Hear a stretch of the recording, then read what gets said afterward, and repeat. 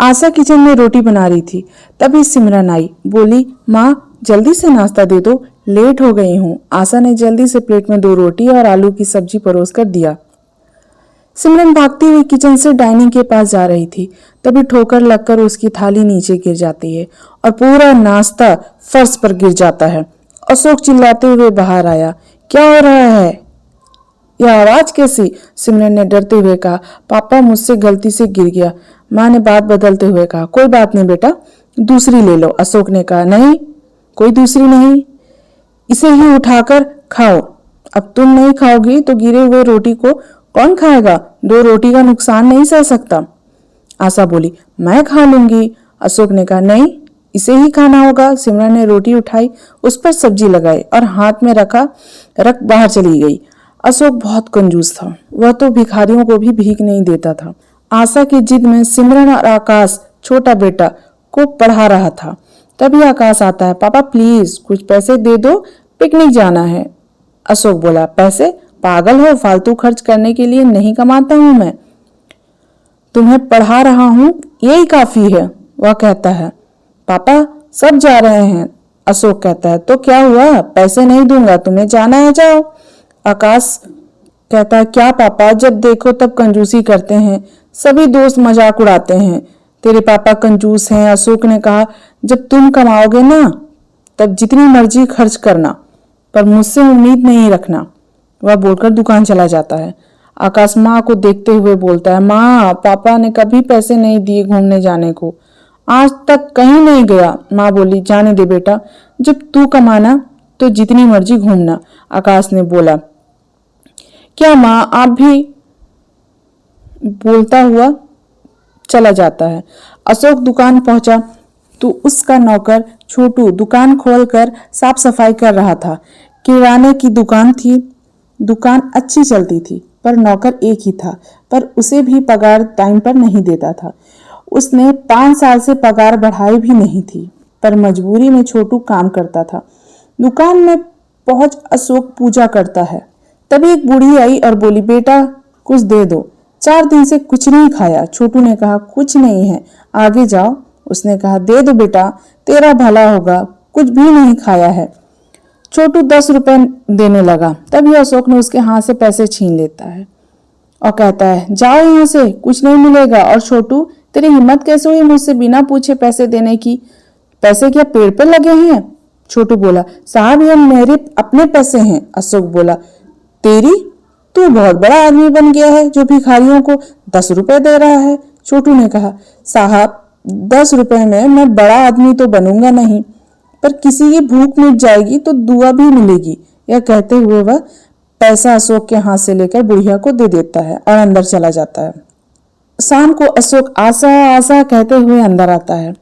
आशा की तबीयत कुछ दिनों से ठीक नहीं थी, पर अशोक कंजूसी की वजह से उसे अस्पताल नहीं ले जा रहा था। आशा आई कहते हुए हाथ में पानी लेकर आती है। क्या हुआ, आज तूफान मेल बने हो? अशोक कहता है, सुनो, कल सिमरन को लड़के वाले देखने आ रहे हैं। लड़का अच्छा है और दहेज की कोई भी डिमांड नहीं है, फिक्स हो जाएगा तो सस्ते में निपट जाएंगे। आशा बोली, सिमरन की तो पढ़ाई भी पूरी नहीं हुई है। अशोक कहता है, तो क्या हुआ, शादी हो गई तो उसका पति पढ़ाएगा, मेरे पैसे भी बच जाएंगे। उसे समझा लेना, कल 4 बजे वह लोग आ जाएंगे। सिमरन यहाँ सुन रोने लगी। वह कहती है, माँ मेरी पढ़ाई, मुझे नहीं करनी इतनी जल्दी शादी, अभी कॉलेज भी पूरा नहीं हुआ। आशा कहती है, बेटी लड़का अच्छा होगा तो पढ़ाएगा ना, तुझे कम से कम तेरे पापा की कंजूसी से भी छुटकारा मिलेगा। आशा के समझाने से सिमरन समझ जाती है। दूसरे दिन अशोक उन लोगों के आने का इंतजार कर रहा था।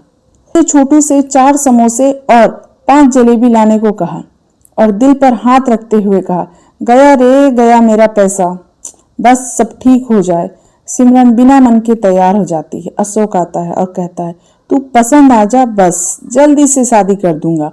और आशा से कहता है, चाय मत बनाना, जब रिश्ता हाँ हो जाए तभी चाय बनाएगी, नहीं तो हराम में पिलाकर शक्कर दूध का खर्च नहीं बढ़ाना, समझी? आशा ने कहा, जी। तभी छोटू आया, पर वह 4 की जगह 6 समोसे ले आया। अशोक गुस्से से लाल हो जाता है, कहता है, तेरा बाप भरेगा 2 समोसे के पैसे? छोटू बोला, साहब पैसे थे इसलिए तो ले आया, घर के लोग भी खा लेंगे। यह सुन अशोक बोला, अच्छा बेटा तुझे बहुत फिक्र है घर वालों की, तो तेरे खाते से इसके पैसे काट लूंगा। तभी घंटी बजी। अशोक बाहर जाता है। आशा देखो आ गए मेहमान, कहते हुए अशोक ने आइए आइए कहकर वर्मा जी को अंदर बिठाया और पानी लेने अंदर जाता है और आशा से कहता है 3 लोग हैं, 3 ही समोसे भेजना, कहते हुए पानी लेकर चला जाता है। बाहर बैठे हुए अशोक आवाज देता है, सिमरन सिमरन बेटा। सिमरन नाश्ता लेकर बाहर आती है। वर्मा जी की वाइफ ने सिमरन को न देखते हुए नाश्ता पर नजर डाली तो देखा 3 समोसे 3 जलेबी। यह सब देख वह हैरान हो जाती है। सिमरन बैठ जाती है। अशोक ने पूछा, कैसी लगी मेरी बेटी? वर्मा जी ने एक जलेबी उठाई ही थी। वर्मा जी की वाइफ ने कहा, भाई साहब लड़की तो खूबसूरत है, अच्छी लगी, पर हाइट कम है लड़की की, हमारा लड़का लंबा है। इस पर अशोक उठ खड़ा हुआ और वर्मा जी के हाथ से जलेबी लेते हुए कहा, अच्छा मतलब आपको मेरी बेटी नहीं पसंद? तो ठीक है, फिर जाइए यहाँ से, नाश्ता खाकर मेरा खर्च क्यों बढ़ा रहे हो? यह कहते हुए वर्मा जी से जलेबी लेकर प्लेट से रख देता है और उन्हें जाने को कहता है। वर्मा जी बोले, अजीब आदमी है, कहते हुए घर से बाहर चला जाता है अपना परिवार लेकर। आशा कहती है, ये क्या है जी, ऐसा कोई करता है? अशोक बोला, हाँ मैं करता हूँ। यह लो, इसे कोई खाना नहीं, कल एक और लड़के वाले आएंगे, फ्रिज में रखो, कल गर्म करके इसे ही देना। सिमरन ने कहा, पापा हद करते हो कंजूसी की। अशोक ने कहा, तू चुप कर, तुझे क्या पता पैसा जाता है तो मुझ पर क्या बीतती है। सिमरन गुस्से से अंदर चली जाती है। दूसरे दिन लड़के वाले आने वाले थे। आशा की तबीयत आज बिल्कुल अच्छी नहीं थी। वह बोली, सुनो न जी, आज मेरे सीने में दर्द है, डॉक्टर के पास ले चलो। अशोक डॉक्टर का नाम सुनते ही कहता है, क्यों सुबह सुबह लक्ष्मी जी के जाने की बात करती हो? गैस होगा, दवा ला देता हूँ, खाकर तैयार हो जाना। वह कहता हुआ बाहर चला जाता है। सिमरन ने सुना तो कहा, चलो मम्मी मैं चलती हूँ डॉक्टर के पास। आशा ने कहा, नहीं पापा दवा ला देंगे, बोलकर गए हैं, मैं आराम करूंगी तो ठीक हो जाऊंगी। आज अशोक जल्दी ही घर आ गया था। लड़के वाले आने को थे। आवाज दी, आशा जी आइए। आशा आई। उसके हाथ में दवा जो कि एक ही थी उसे पकड़ा कर कहता है, जाओ खाओ और तैयार कर दो सिमरन को और खुद भी ढंग से हो जाओ। आशा दवा खाकर सिमरन को तैयार होने को कहती है। अशोक किचन में आता है, कहता है सब गर्म कर दो। तभी आकाश किचन में आता है और एक समोसा उठाता ही है। तभी अशोक ने कहा, तेरे लिए नहीं है, यह मेहमानों के लिए है। आकाश बोलता है, तब भी मैं सोचूं पापा इतने मेहरबान कब से हो गए कि समोसा खिलाने लगे, वह भी घर पर। यह बोलकर वह हंस पड़ा। अशोक ने समोसा छीन लिया। आकाश बोला, एक तो खाने दो पापा। तभी दरवाजे की घंटी बजी। अशोक ने कहा, आ गए वह लोग, नाश्ता लेट से लाना। यह बोलता हुआ वह चला जाता है। आशा सर पर हाथ रखते हुए बोलती, पता नहीं कब सुधरेंगे या सुधरेंगे भी कि नहीं। अशोक दरवाजा खोलकर आइए आइए कहते हुए उन्हें अंदर लाता है। वह लोग 4 थे। लड़का अच्छा स्मार्ट था। अशोक ने कहा, घर ढूंढने में दिक्कत तो नहीं हुई चौबे जी? चौबे जी ने कहा, थोड़ा रास्ता भटक गए थे पर फिर भी पूछते पूछते पहुंच गए। आशा पानी लेकर आती है और सिमरन के हाथों में नाश्ता होता है। पूरे 4 समोसे 4 जलेबी। सिमरन ने लड़के को देखा तो उसे अच्छा लगा। आशा ने कहा, आप कुछ लीजिए ना। इस पर अशोक ने आशा को घूर कर देखा। तभी लड़की की बहन और माँ ने जलेबी उठाई। चौबे जी ने कहा, लड़की तो अच्छी लगी हमें, पर क्या क्या देंगे शादी में, यह भी बता दीजिए अपनी बेटी को। यह सुनते ही अशोक गर्म हो गया। क्या देंगे? अरे देना क्या है, बेटी दे रहे हैं, कम है क्या? वह तो ठीक है, पर खाली हाथ थोड़ी ना विदा करोगे। उस पर अशोक बोला, कुछ नहीं दूंगा, आपको करना है तो बताओ, नहीं तो मेरा नाश्ता हराम में मत खाओ। चौबे जी हैरान होकर बोले, नाश्ता? ये नाश्ता है? इतना तो हम रोज अपने नौकरों को खिलाते हैं जो तुम हमें खिला रहे हो। अशोक कहता है, तो खा ही क्यों रहे हो? लड़की के अलावा कुछ भी नहीं है मेरे पास, अब आप जा सकते हैं। यह बोल वह खड़ा हो जाता है और जाने का रास्ता दिखाता है। चौबे जी गुस्से में निकल जाते हैं। उनके जाने के बाद आशा ने कहा, क्या है जी, ऐसा करोगे तो कोई नहीं करेगा हमारी बेटी से शादी, कुंवारी बैठी रह जाएगी वह। अशोक ने कहा, तो क्या आप चाहती हो मैं अपनी मेहनत की कमाई दौलत पूरी लुटा दूं? नहीं होगा मुझसे। और हाँ, आज रात का खाना नहीं बनाना, यह नाश्ता है, इसे ही सब खा लेंगे, एक दिन का राशन बचेगा। सिमरन चिढ़ते हुए वहां से चली जाती है। रात को डाइनिंग पर सन्नाटा था। आशा ने समोसा और जलेबी लाकर रखा। उसे देख आकाश ने कहा, ये क्या, खाना कहाँ है? अशोक ने कहा, यही तो है खाना। अब ये है क्या फेंकेंगे?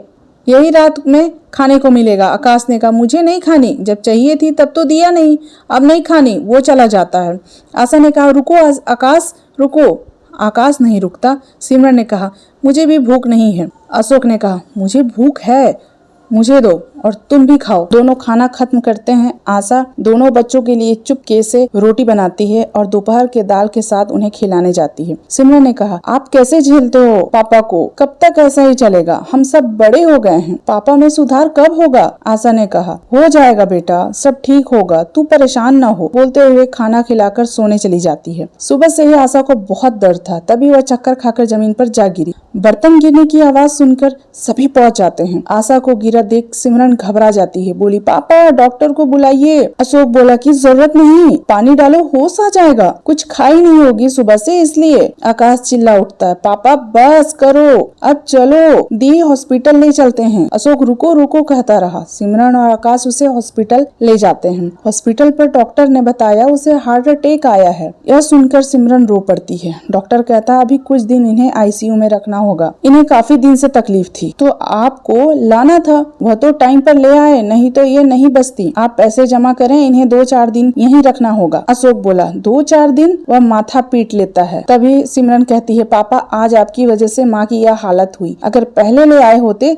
तो यह नहीं होता। यह बोलकर काउंटर पर पैसा पूछने चली गई। आकाश ने कहा, पैसे लेकर आइए। अशोक ने कहा, कितने लगेंगे बताना। यह बोलकर वहाँ से चला जाता है। दुकान पर जाकर बड़बड़ाता रहता है, तबीयत खराब कर ली, अब पैसे लगाओ। पैसे क्या पेड़ पर लगते हैं कि दे दूं? इतना मेहनत से और बचत से बचाया है। तभी आकाश का फोन आता है। छोटू उठाता है। आकाश कहता है, पापा को बोलो 25,000 लेके आए। छोटू ने कहा, साहब आकाश भैया 25,000 मंगाया है। यह सुन वह कहता है, मुझे नहीं देना है। छोटू बोला, क्या साहब, मैडम आपकी पत्नी है तो क्या हुआ, जायदाद तो टा दूं? वह कंजूसी में इतना अंधा हो चुका था कि उसे आशा की बीमारी भी नहीं दिख रही थी। छोटू दुकान से जाने लगता है। अशोक पूछता है, तू किधर चला? छोटू बोला, जो पत्नी सारी उम्र आपके साथ खड़ी रही, आज आप चंद पैसों को बचाने के लिए उसे मुसीबत में छोड़ रहे हैं, वो फिर कभी मेरी मुसीबतों को क्या समझेगा? बोलते चला जाता है। अशोक उसे हैरान नजरों से देखता रहा। छोटू जब अस्पताल पहुंचा तो आकाश ने पूछा, क्या हुआ छोटू? छोटू ने सारी बात बताई। सिमरन रो पड़ी और कहने लगी, पापा से मुझे ये उम्मीद नहीं थी। आकाश और सिमरन दोनों का दिल टूट गया था। सिमरन ने कहा, अब माँ के इलाज के लिए कहाँ से पैसे आएंगे? आकाश ने कहा, मैं आता हूँ। बोल वह दुकान में जा पहुंचा। अशोक ने कहा, तुम? आशा तो ठीक है ना? आकाश ने कहा, आपको फिक्र है उनकी?